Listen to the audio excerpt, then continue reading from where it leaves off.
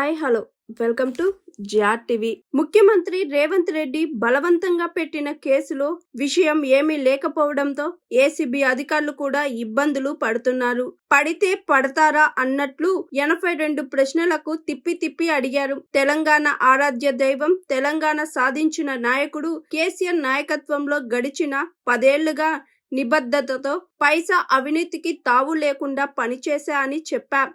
ACB మళ్ళీ ఎన్నిసార్లు విచారణకు పిలిచినా వెళ్తా, ఇలాంటి కేసులు 100 పెట్టినా ఎదుర్కొంటా. ఏడాది కాలంగా లగచల్ల, హైడ్రా, విద్యుత్ ఛార్జీల పెంపు వంటి అనేక అంశాలపై కొట్లాడుతున్నాం. కేసులు పెట్టి మా కేడర్, ప్రజల దృష్టిని రేవంత్ మళ్లించలేరు. అవసరమైతే తెలంగాణ కోసం చస్తాను తప్ప ఇలాంటి కేసులకు తలవంచేది లేదు అని బీఆర్ఎస్ వర్కింగ్ ప్రెసిడెంట్ కేటీఆర్ అన్నారు. ఫార్ములా ఈ కేసులో ఏసీబీ నోటీసులతో విచారణకు హాజరైన కేటీఆర్ గురువారం సాయంత్రం తెలంగాణ భవన్ లో మీడియాతో మాట్లాడారు. ఉదయం విచారణకు వెళ్లే ముందు నందీనగర్ నివాసం వద్ద కూడా ఆయన మాట్లాడారు. గత 10 సంవత్సరాల్లో పెద్దలు, మన పార్టీ అధ్యక్షులు, మనందరి ఆరాధ్య దైవం, తెలంగాణ సాధించిన మన నాయకుడు కేసీఆర్ గారి నాయకత్వంలో నిబద్ధతతోని పద్ధతిగా ఎక్కడ కూడా ఒక్క పైసా అవినీతికి తావు లేకుండా పనిచేసిన అని చెప్పి ఇప్పుడు వాళ్ళకి చెప్పిన. ఏసీబీ వాళ్ళు అడిగితే 82 ప్రశ్నలు అడిగినారు. కాకపోతే పాడిందే పాటరా అన్నట్టు అడిగిందే మళ్ళీ అడుగుడు తప్ప కొత్త విషయం ఏం లేదు. వాళ్ళకి ఏంటంటే పాపం రేవంత్ రెడ్డి బల్మీటికి ఒక కేసు పెట్టించిండని వాళ్ళకు కూడా అర్థమైంది. వాళ్ళు కూడా ఇబ్బంది పడుతున్నారు వాస్తవం చెప్పాలంటే. ఎందుకంటే కేసుల విషయం లేదు. వీడికెళ్ళి ఫార్ములా ఈ రేస్ అనే ఒక ఈవెంట్ని హైదరాబాద్నే ఉంచాలి, కష్టపడి తెచ్చినాం ఇండియాకు, మొదటిసారి భారతదేశానికి.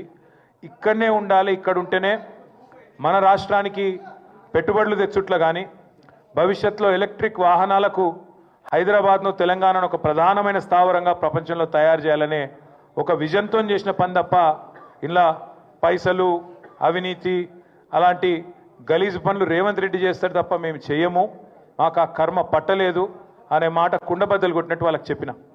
మీరు ఎన్నిసార్లు పిలిచినా, ఎన్నిసార్లు రమ్మన్నా వస్తా, నాకేం ఇబ్బంది లేదు, తప్పకుండా వస్తా, మీకు విచారణకు పూర్తిగా సహకరిస్తా అని కూడా చెప్పిన. దాంతోపాటు వారికి ఇంకొక విజ్ఞప్తి కూడా చేసిన. సరే కేసు పెట్టినరు, విచారణ చేస్తున్నారు, పర్వాలేదు, ఇట్లాంటి కేసులు ఇంకొక 100 పెట్టినా ఎదుర్కొంటాం. కానీ వాళ్ళకు ఇంకొకటి కూడా నేను చెప్పిన, మీరు మీ ప్రభుత్వం ఎన్ని కేసులు పెట్టినా, ఎన్ని రకాల ప్రయత్నాలు చేసినా కేసీఆర్ గారి సైనికులుగా మేము మాత్రం ఖచ్చితంగా ఈ సంవత్సరం మొత్తం ప్రజా సమస్యల గురించే మాట్లాడతాం, ప్రజల గురించే మాట్లాడతాం.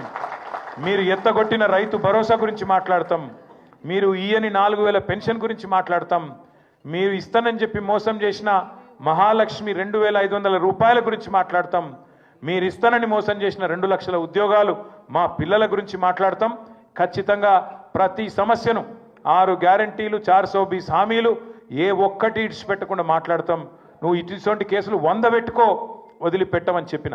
సరే కేసు లేదు, పీసు లేదు. నిజంగా చెప్పాలంటే మొన్న చెప్పినా మళ్ళీ చెప్తున్నా, ఇదొక లొట్ట పీసు కేసు మాత్రమే, ఇంట్లో ఏమీ లేదు. వీడికెళ్ళి పైసా పోయింది, ఆడ పైసా ఉన్నది. ఇక అవినీతి ఎక్కడ జరిగిందిరా అంటే వాళ్ళు ఒక్కొక్కరు నీళ్ళు మింగుతున్నారు. అందుకే అడుగుతున్నా నేను రేవంత్ రెడ్డి గారిని, నీకు పైశాచికానందం ఉంది, అర్జెంటుగా నేను జైలుకు పోయినా కాబట్టి అందరినీ జైలుకు పంపాలి అని నీకు ఆనందం. నేనేమో విదేశాలు తిరిగి పెట్టుబడులు తెచ్చినా కాబట్టి నాకేమో విదేశాల స్థాయిలో మన రాష్ట్రం, మన దేశం డెవలప్ కావాలని నాకుంది. నీకు మాకు తేడా అది. ప్రపంచ పటంలో హైదరాబాద్ని పెట్టాలి, తెలంగాణను పెట్టాలన్నది మా నాయకుడు కేసీఆర్ కమిట్మెంటు, మా commitment. Hi, this is Swathi. Like చేయండి, షేర్ చేయండి, కమెంట్ చేయండి అండ్ సబ్స్క్రైబ్ చేయండి GR TV. Hi, this is Monica. Please like, share and subscribe GR TV.